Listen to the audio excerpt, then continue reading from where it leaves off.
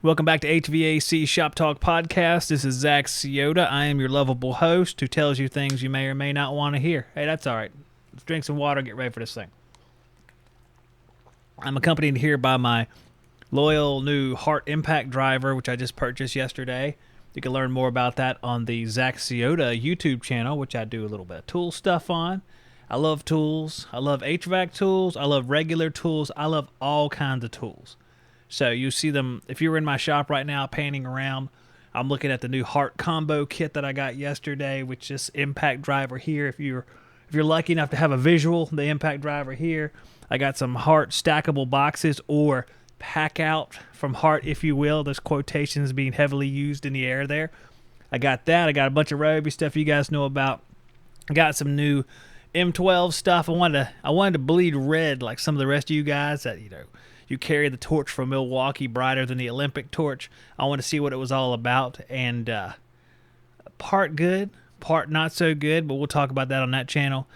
I talk HVAC on this channel. We can't be talking about M12 tools, even though we probably could talk about M12 tools and it would be totally pertinent for HVAC because we use them every day. I mean, I use Roby tools like every single day of my HVAC career, but I have owned some Milwaukee stuff. And like I said previously, the greatest Milwaukee tool I've ever owned was the Sawzall from '96, which is around here somewhere.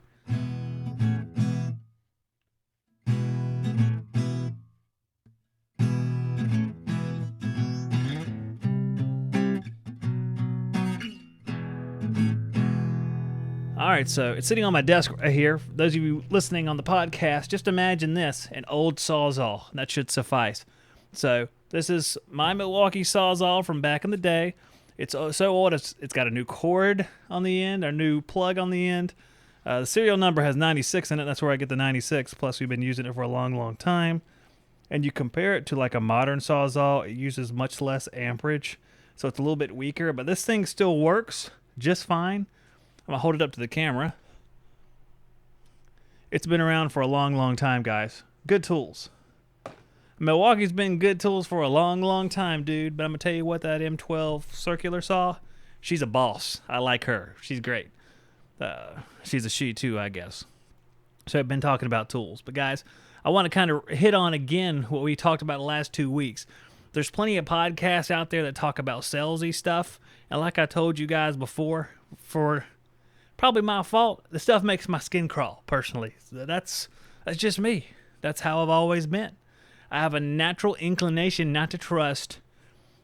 Like when I pull into a car, okay, let me give an example here. When I pull into a car dealership and you see the little guys, they're like 25 years old. Some of them are 25, of course, some of them are older. And you see them at the glass with their faces pressed up against the glass with their hands like that. And you see you pull in and their eyes track you from side to side. And they're watching you. And as soon as your car stops, the first one that's closest starts bolting out the door. He just, he's running after you. He's like, hey, guys, what are you looking for today? What kind of car payment do you want?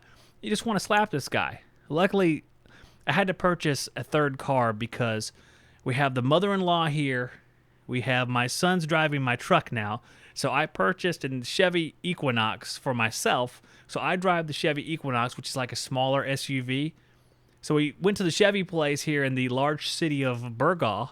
You can track that down pretty easy. There's only one Chevy place and one Ford place. So went to the Chevy place. This nice kid comes out. I say kid because he's like 20, early 20s. He actually, let me back up. He didn't come out. And I hope you guys can't hear the rain starting to come down here at the shop. The kid didn't come out. I went in to get him. I was like, is there some kind of COVID thing going on where you guys don't, because usually you guys are like running out there like it's a relay race trying to get as close to, be the winner, sell the car or whatever. And we both discussed, like, we don't want to be that guy. That's what he said. I said, all right, well, I agree with that. I hate that. I really hate it. The guy who hits the glass of the car, taps on the glass. Hello, is anybody in there? Would you like to purchase the car? That guy, I'm going to be honest with you, I want to punch him in the face without even knowing him. I mean, just when someone taps on the glass to get your attention when you're parked at a car dealership, like you pull over and you're checking something on your phone, maybe you're looking up the inventory of the cars, and they start tapping on the window, that guy's got to die. I'm just going to be honest with you. He's got to just back up the car and run him down and do the world a favor. That's in no way, I wanted to let you guys know, that's in no way endorsing any kinds of violence. Do not run over a car guy. That's not approved. You can't do that. So just don't run over a car guy. That's all I'm going to tell you. I don't want you killing car guys, all right? But the point of this is, I don't, it's not that I dislike sales. It's just like the sales mentality and the formulation of the plan for performing a sale and how it's been described to me by those that are at the higher echelon of sales. Like, they have these guys in here and they say, well, my name's blah blah and I sold $40 million worth of blah blah last year. Like that's supposed to impress anybody. Say, all right, man, so you're rich. Great. And then you look at him and say, you know, it's harder for a rich man to get into heaven than a camel to go through the eye of the needle. And they go, what are you trying to do, harsh my buzz or something? Hey, that's a different story. That's a whole different tale right there. But the whole premise of this idea is the fact that more money makes you better. I mean, really, that's what it is. The more money you have, the better off you are. And it's under the guise of, I'm just taking care of my family. Yeah, if my family doesn't have enough yachts, you know what? I just can't live with myself. If my family is not at least driving a 7 Series BMW, we're basically white trash. We might as well be in a single wide trailer, cooking up crystal meth for the neighborhood children. This is what my mind is. Wrong or right, it doesn't matter. If I just try to hide what's in my mind, what am I doing here? What am I doing here? I'm doing nothing. I'm wasting y'all's time. Might as well be upfront, and then someone in the comments can explain to me how wrong I am. That's what I'm hoping for here. And if you're right, and I realize the error of my ways, man, I'm going to mention you next week. Blah, blah in the comments said sales, blah, blah, blah. And I was like, hey, what a revelation. I got it. But I'm just not there yet. I'm still working on it. I hear some of the stuff, what they're talking about. Some of it comes off to me like psychological manipulation.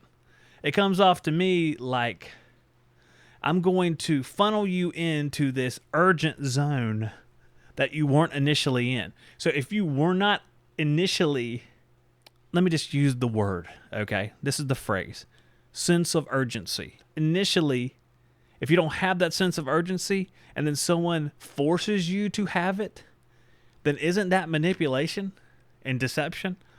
I'm honestly talking to you guys right here. I'm honestly putting this to you. I want to know what you think because a whole lot of people think it's fine. So maybe I just don't see it correctly. I don't know. But when I look at it at face value, and as I've gotten older, I've learned to trust my gut on things and talk with my hands, I guess, evidently too.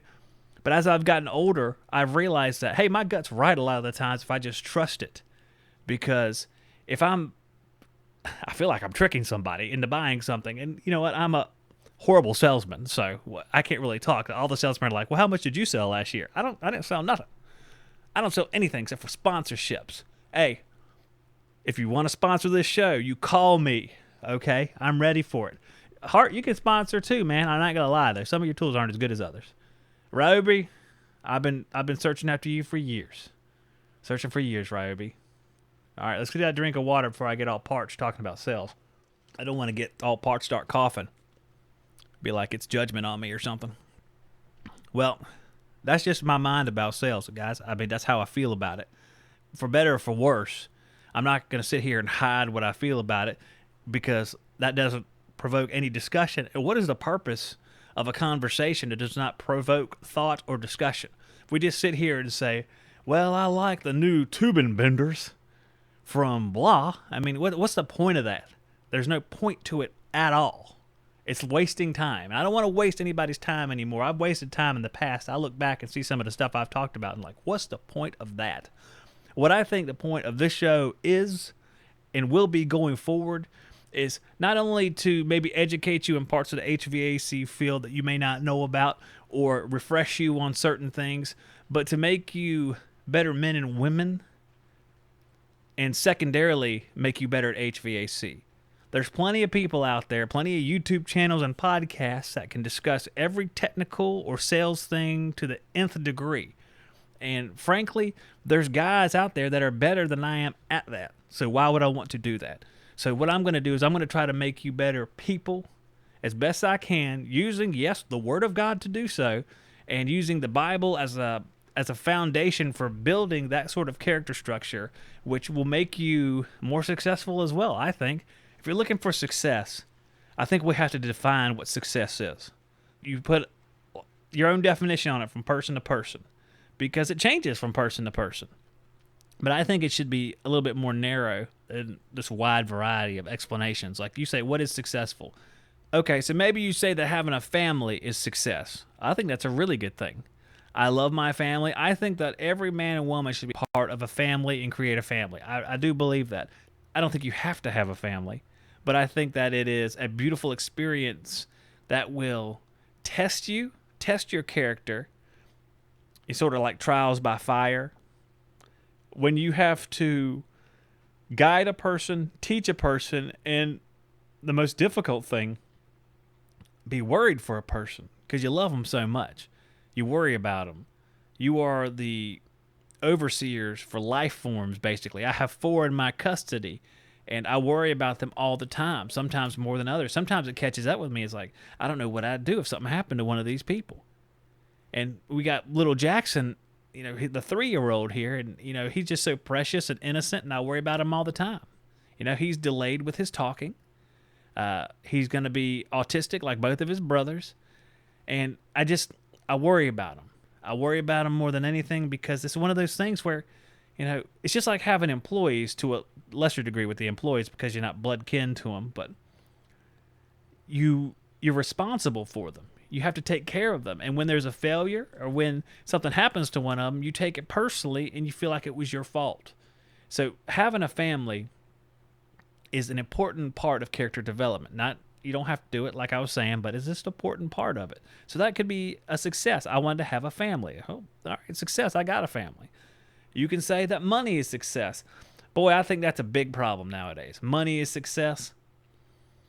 I'd love to have a ton of money. It's so appealing. It's so alluring, but it's not going to change anything. If I go back to, 2000 and let's go early mid 2000s. I was broke. I was newly married. There was a few days, and this is not hyperbolic. There was a few days where I was going out to service calls, and I was worried that there would not be enough gas unless I got paid that day. Like if I didn't get paid at the end of that call, someone said you had to come back tomorrow or something. One of those things that we all hear all the time. If someone had said that, I would be concerned that I wouldn't have enough gas to come back and pick up the check the next day. I've had days like that. I've been on food stamps. I've been part of the welfare system. Cars being repossessed. I've been there, dudes. I mean, my credit still hurts because of what happened back in the day. And it's part of this. And it's not like it's over at one time. There's ups and downs in life. I built the company in early 2010s. I guess that's what you call it. Started Town and Country Air 2009. Rough start, obviously. It's right there in that bad part of the economy. Build it up. All of a sudden, I got cash in my pocket. I'm a happy guy. And then it rolls around and my wife gets sick and we go right back down into it and experience not as bad, but pretty bad for another couple years until I build up the podcast. It's tough. I tell my wife I never want to go back to that. I never want to go back to that. So wanting to not be a part of that, I think is natural. But it's the excess that is not necessarily going to be an issue unless that's what your life is all about. So it's not necessarily an issue that you have. I mean, you can be rich. Ain't like every rich person's a bad person. Far from it. I think a lot of rich people are good people, obviously, just like poor people. There's going to be a section of them that are, and this is quote unquote bad. Take that for what it's worth. There's going to be sections of the population, quote unquote bad, medium, good, whatever. It doesn't matter how much money you have. What matters is that money is not the important thing. And I've heard people say that, money is the root of all evil, but that's people who have money, people who don't have money that need it. You have to have a certain amount to live your life. And it's nice to have a little bit extra so you can take your family somewhere, but it's where that money becomes the focus of your life that's the issue. I think that's what we discussed last time. So money can be part of success, but you don't want it to be the focus of your life. And that's where I get into back into the sales thing. You don't want to... It's all about money. When someone tells you how they love to help people, how they love to give people what they want, but then every measure of success is money then. The measure of success is not how many people have I helped. I've never heard somebody say that. It's like, I've helped 300 people this year. It's not what they say. They say how much they sold. That's what they say. So if you're telling me that how much you sold is not the important thing, then why is that the measurement every time? Somebody explain it to me, because I can't figure it out. I look at the situation. That's what I see. Okay? Success. What is it? Success to me now is having a relationship with God, teaching that relationship to my children, making sure my wife's got it, making sure that I spread the word as much as possible, and provide for these people. Because the Bible says a man who doesn't provide for his family is worse than an unbeliever. That's what it actually says. So you need to work hard. Work hard every day. Don't let up. Every now and then I know it catches up with you, but it's a focus. You got to keep working hard. It's easy to find a way to circumvent working hard, especially when you have something that you believe is a good excuse. I had this happen to me many, many, many times. Actually, we'll take a quick break and then I'll come back and I'll tell you about all my excuses that I had.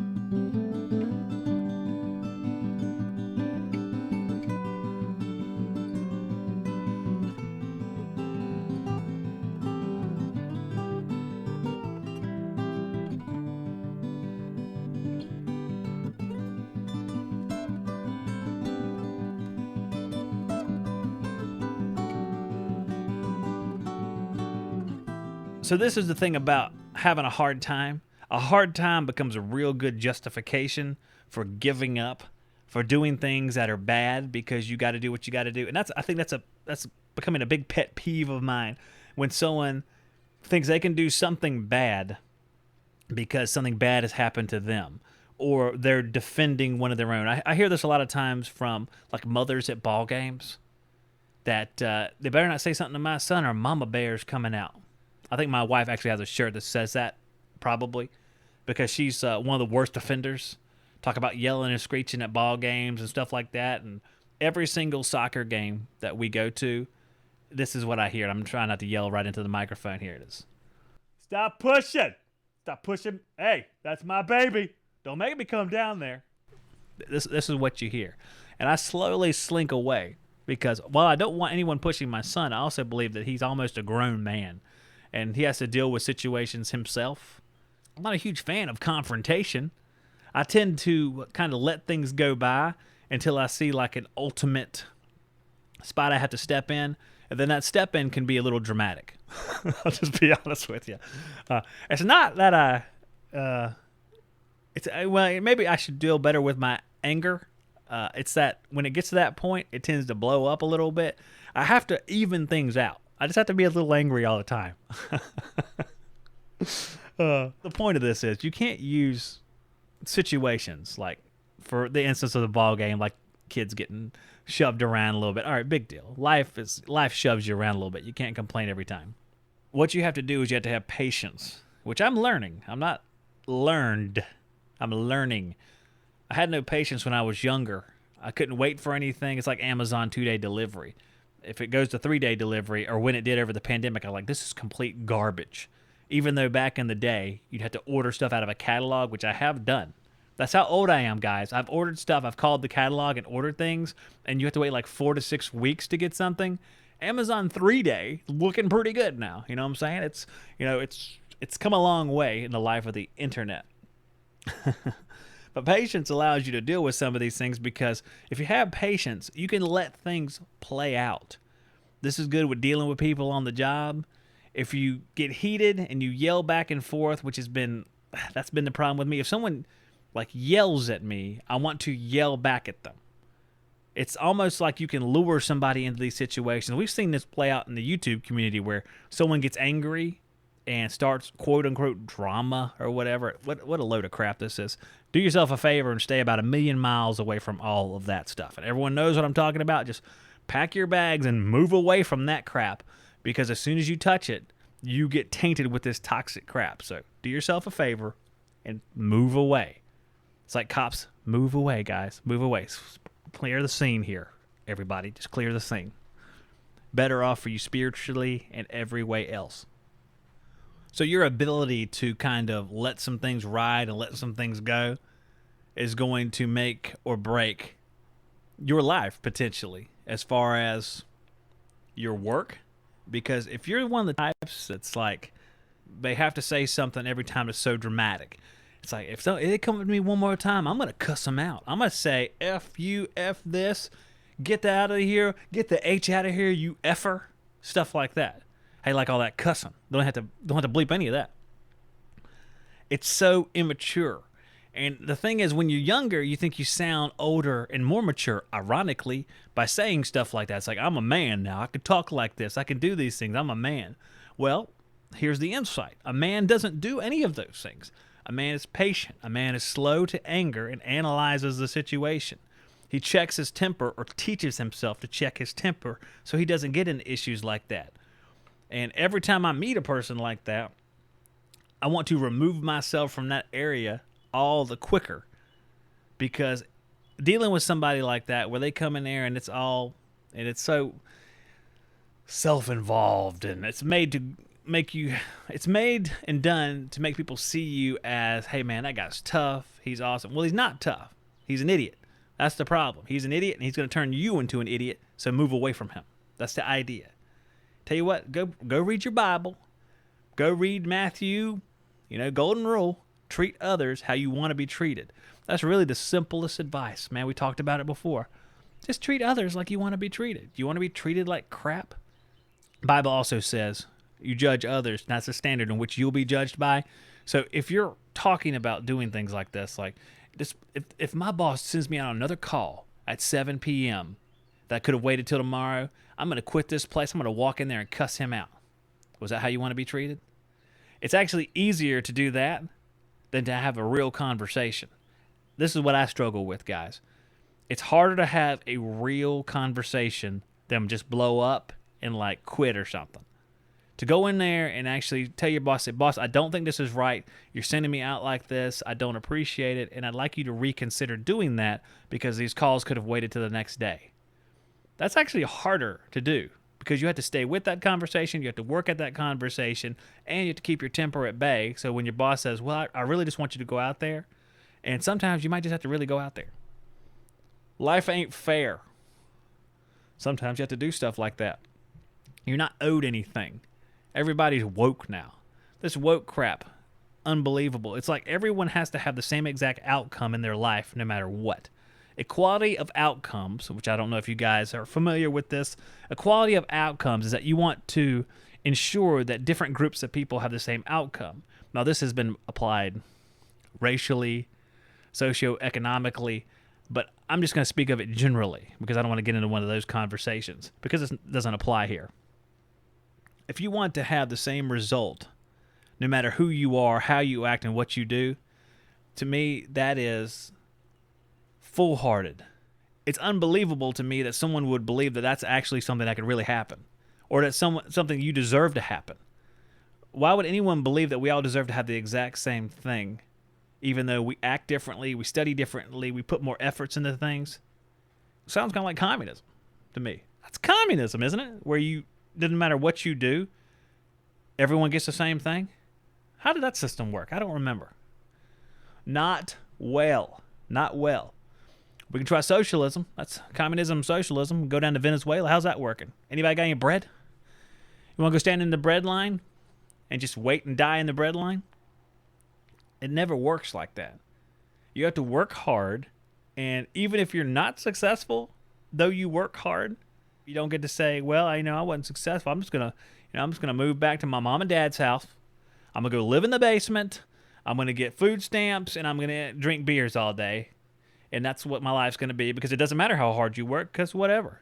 The truth of it is that you're not working for men. We talked about Colossians. I think is it 3:23 maybe? 3:23, 3:24, where it says, work heartily as if for God and not for man.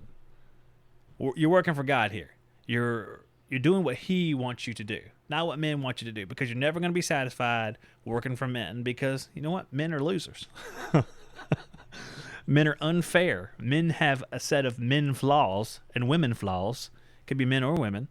And it's never going to be true justice or true what you deserve. Because what you deserve, you know what you deserve. Because as much as you say, I deserve this because I work hard, we done plenty of bad things too.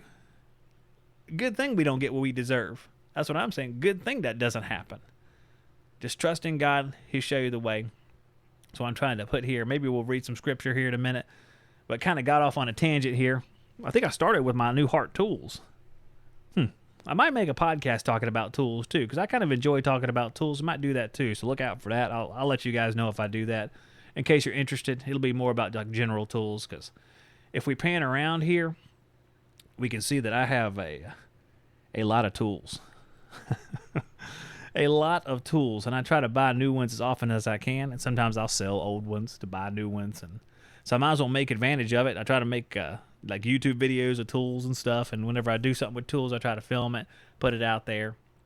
The idea for me is just to earn money. I mean, earn money from my family. To try to give you guys something you want to watch or listen to and earn money because of it. Man, if I had like $1 million, boy, you'd never see me again. I'd be gone, bro. I mean, I know a lot of people's like, well, I'd like to make videos to help people. If I had $1 million, I'm gone to the beach. Actually, $1 million ain't gonna be enough because the beach costs a lot. If I had $1 zillion, I don't even know how much that is. If I had the amount of money they're gonna raise the U.S. debt ceiling to, I would just go down to the beach and you never see me again. Oh, I'd still be working. I couldn't imagine a life not working. I'd still be out building stuff. I'd still be out doing something. I'd probably run service calls still every now and then, just like I do now. Just go out there every now and then. I was doing some duct installation the other day, which we can talk about too. I like working. I think men should work and provide. But social media, man, that can be tough. That's hard to navigate. And there's a certain bit of exposure to negative things that could be avoided if you never looked at social media again, or at least looked at certain social medias and maybe not others. But being immersed in the podcast world, you know, you have to. You got to promote the thing or people are never going to find it. People never find it. I hear that's bad. I hear that's not good, man. I'm going to find your podcast. All right, guys, I'm gonna take another quick break, and then we're going to come back, and I'll tell you about this little duct removal I did the other day.